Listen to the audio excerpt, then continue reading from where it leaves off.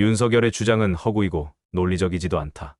윤석열의 조속한 파면 요구가 왜 정당한 요구인지 이상민의 증언에 앞서서 소추단의 브리핑이 있었습니다. 다음으로 경고성 계엄 주장에 관해서 보겠습니다. 비상계엄은 국회에 대한 경고를 위한 계엄이었다고 주장합니다. 아무런 피해가 없다고 주장합니다. 하지만 피청구인이 비상계엄 선포 직후 경찰과 군 병력을 국회에 침투시킨 것을 우리는 모두 알고 있습니다. 이것은 비상계엄 선포에 대한 유일한 헌법적 통제 수단인 국회의 계엄 해제 요구 결의를 저지하려고 한 것입니다. 피청구인의 비상계엄은 경고용이 아닌 헌정질서 전복의 실행 행위였습니다. 피청구인의 계획은 성공하지 못했습니다. 그것은 국회로 달려온 국민들 때문이었고 출동한 장교와 장병들이 위법한 명령에 적어도 소극적으로 저항했기 때문이며 그 덕분에 국회가 신속한 해제 요구 결의를 할 수 있었기 때문입니다. 피청구인은 아무런 피해가 없다고 주장하고 있습니다. 하지만 헌정 질서는 심각한 침해를 당했습니다. 무엇보다도 먼저 민주주의에 대한 보편적 신뢰가 파괴된 것입니다. 깊은 상처를 입은 대한민국의 헌정 질서는 혼란과 혼돈에 빠져 있는 상태입니다. 이제부터 국민은 항상 비상계엄 선포와 독재 정치의 도래를 두려워하게 되었습니다. 2시간짜리 계엄이라거나 아무런 피해 없는 계엄이라는 변명은 비겁한 변명입니다. 권력욕으로 왕을 시해한 맥베드가 이렇게 변명을 한다면 얼마나 비겁한 변명이겠습니까?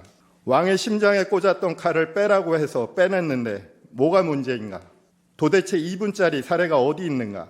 왕에게 경고하기 위한 반역이었을 뿐 진짜 반역은 아니었다라고 말입니다. 결론입니다. 비상계엄 선포 행위는 모든 헌법 원칙을 무너뜨린 헌정 파괴 행위였습니다. 피청구인은 아직도 헌정 질서 파괴를 반성하지 않고 오히려 정당화하는 주장을 하고 있습니다. 이것은 헌법 수호 관점에서 극도로 위험한 행위입니다. 따라서 피청구인은 대한민국 헌법과 민주공화국의 이름으로 신속히 파면되어야 합니다. 이상입니다. 감사합니다. 윤석열과 함께했던 모든 시간이 아름다웠고 행복했다는 이상민 전 장관. 참석한 국무위원 모두가 인정했던 국무회의였고 계엄날 국무회의는 합법이라고 자신은 생각한다. 이렇게 작정하고 김영두 재판관 질문에 나름대로 영리하게 주장을 했지만 질문인 듯 아닌 듯 이어가던 질의가 끝나고 보니 법적 요건을 제대로 갖추지 못한 국무회의였음을 이상민이 열심히 인정한 꼴이 되었습니다. 증인께 그날 12월 3일 그 대통령실에서 있었던 그 회의에 관해서 좀 여쭤보겠습니다. 네. 그 오영주 중기부 장관이 그 도착한 시간이 22시 17분이라는 거예요. 이제 그래서 이렇게 숫자를 세보면 그래서 11명이 된 거거든요. 이제 그날 그 회의는 22시 22분까지 약 5분간 진행이 되었고, 네. 22시 23분에 대통령이 방송 출연을 위해서 나가셨고요. 네. 예. 이제 그렇게 진행이 된 것 같은데, 그래서 그 오영주 중기부 장관을 기준으로 하면 5분 네. 동안 진행이 된 것 같아요. 네. 예. 이제 국무회의 간사는 그 행안부 소속 의정관인 네, 것이죠. 맞습니다. 네. 이제 그때는 경황이 없었기 때문에 참석을 못한 거죠. 의정관은. 의정관한테는 연락 자체를 아마 안 했을 것 같습니다. 왜냐면은 그 국무회의 자체가 워낙 그 비밀 엄수가 보안이 생명인 상황이었기 때문에 아마 진짜 뭐 확정할 수는 없습니다만 안 불렀을 것 같아요. 예, 예. 제 느낌상으로는. 예, 그래서 아까 말씀하신 것처럼 이제 여러 가지 상황이 전개가 되면서 아직까지도 이제 회의록 작성은 안 된 거고요. 네. 예, 예. 이제 그 다음에 이제 그러면 이 회의가 이제 국무회의였느냐 아니면 국무회의라고 보기가 어려웠느냐에 관해서는 뭐 여러 가지 그 견해가 있을 수가 있잖아요. 네네. 예, 있는데 지금 그 우영주 장관의 얘기를 들어보면 개회 선언, 안건에 대한 설명, 폐회 선언 등이 있어야 하는데 그 부분이 충족되지 않았다고 알고 있습니다.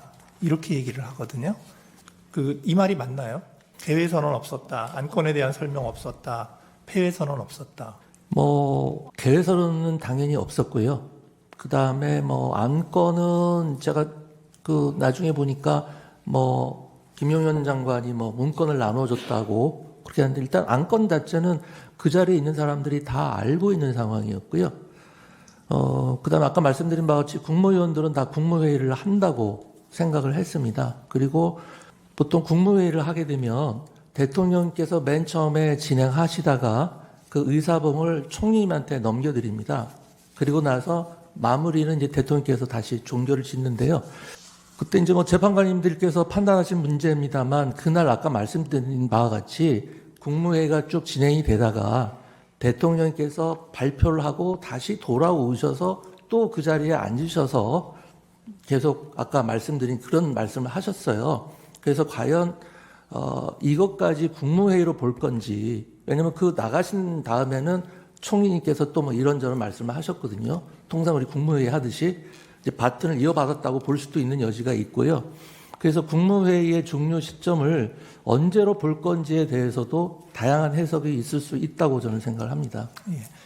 아까 증인께서 말씀을 하시기를 비상계엄 선포문을 뭐 누군가 배포했을 것이다. 근데 이제 증인은 하여튼 확실한 건 잘 모르겠다. 네, 기억은 없는데 누군가 했다고 하면 맞을 것이다. 이렇게 말씀을 드렸습니다. 근데 지금 최상목 장관의 진술을 보면 이렇게 말씀을 하시거든요. 저는 김용호 의원이 국무총리에게 보고하는 것 못 받고 그 자리에서 어떤 안건이나 자료를 받은 것도 없습니다. 그러시거든요.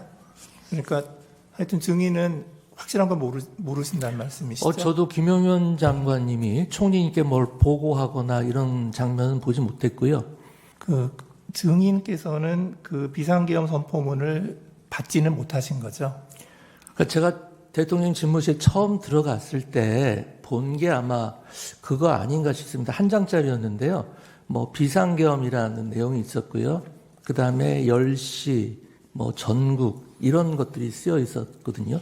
그래서 그게 지금 나중에 제가 총리님이 갖고 계시다고 해서 언론에 보도된 걸 하나 봤는데 제가 봤던 게 그게 아닌가 싶습니다. 국무회의의 회의록에는 평상시에 네. 부서를 안 하나요? 회의록은 부서 안 합니다. 회람을 하면서 거기다가 서명 받나요? 안 받습니다. 제가 알기로는 안 받습니다. 행안부 장관도 안 하시나요? 네, 저도 안 합니다. 자리를 파할 때 누군가가 저에게 여기에 서명을 해달라고 해서 그제서야 이게 국무회의라는 외관을 갖추기 위해 오라고 한 것이었구나라는 생각을 하였습니다.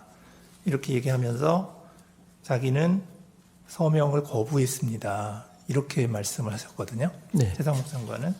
그 다음에 한덕수 총리는 뭐라고 그랬냐면 참석한 사람 사인 정도 받으려고 했는데 그 사람이 누구였는지는 기억이 안 납니다. 그런데 국무위원 전원이 사인을 하지 않겠다고 해서 아무도 하지 않았을 겁니다. 이렇게 얘기를 하는데, 그리고 이제 최상목 장관은 한마디 더 하세요. 뭐라고 하시냐면 12월 4일 다음 날이죠. 다음 날 00시 40분에 소위 F4 회의, 그러니까 이창용 한국은행 총재, 김병환 금융위원장, 이복현 금융감독원장과 F4 회의를 진행을 했다. 그 자리에서 최상목 장관이 제가 서명을 하지 않고 나왔다. 나는 사퇴할 것이다. 라고 얘기했다는 거거든요. 근데 조금 이상한 게 평상시 국무회의 때 서명 안 하는데 맞습니다. 그날은 왜 서명을 받으려고 그러니까 했을까요? 저도 그 얘기가 왜 나왔는지 모르겠는데요. 저도 그 상황이 기억이 납니다. 아까 말씀드린 때 테이블이 굉장히 긴데요. 저는 이제 대통령 집무실 쪽 가까운 쪽에 앉아 있었고 저쪽에서 뭐 서명 어쩌고 뭐 그런 얘기를 하면서 서명 안 하고 갔습니다. 뭐 이런 얘기가 들리더라고요. 그래서 무슨 서명이냐? 서명이 왜 필요하냐? 서명할 필요가 없다. 라고 제가 얘기를 했어요. 근데 기본적으로 서명 얘기가 왜 나왔는지 모르겠는데요. 뭐 국무회의가 됐든 뭐 부서가 됐든 손으로 서명하는 경우는 없습니다. 전자적인 서명을 하는 것이지 그때 누가 왜 그런 얘기가 나왔는지 저도 이해를 할 수가 없습니다. 예. 서명하는 경우는 없거든요. 예. 다 전자 서명을 하는 것이지 다 자기 집무실에 돌아가서 그 한덕수 장관은 그 비상계엄 관련 국무회의의 요건을 충족하였느냐 이런 질문에 자기는 평가를 못하겠다. 네. 이제 그런데 자기 생각에는 간담회 정도 되는 것 같다. 이렇게 말씀을 하셨고요. 그 다음에 오영주 장관은, 중기부 장관은 저는 그냥 회의지 국무회의라고 생각하지 않았습니다. 이렇게 말씀을 하시고요.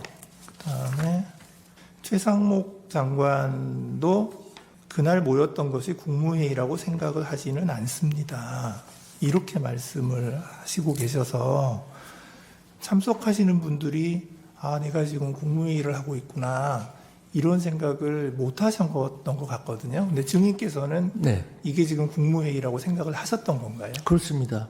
제가 아까 말씀드렸다시피 저는 그 자리에 계신 대부분의 국무위원들은 국무회의를 한다고 생각했을 거라고 아까 말씀을 드렸습니다. 그 이유는 아까 한 걸 결국 반복을 하는 건데 총리님께서 국무회의에 대해서 대통령께 말씀드려 갔었고 그래서 그 자리에 있었던 분들은 국무회의를 한다는 걸 다 알고 있었고요.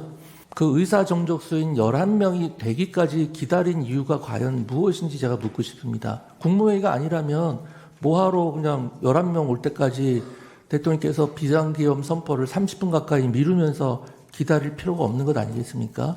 그래서 뭐 판단을 하시겠습니다만 회의에서 이렇게 절대로 양보할 수 없는 것이 다른 요건은 차치하더라도 의사 정족수 아니겠습니까? 그래서 11명이 모일 때까지 다 기다려서 국무회의를 나름 좌석도 격식을 갖추고 했는데 그분들께서 왜 그렇게 말씀하시는지는 잘 모르겠습니다만 제 생각은 어쨌든 평가야 뭐 사법기관에서 할 것이지만 국무회의를 한다고 저는 생각을 했고 다른 분들도 그렇게 생각을 했을 거라고 생각을 합니다.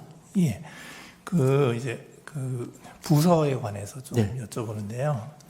헌법 82조는 대통령의 국법상 행위는 문서로서 하며 이 문서에는 국무총리와 관계 국무위원이 부서한다. 군사에 관한 것도 또한 같다. 네. 이렇게 돼 있거든요.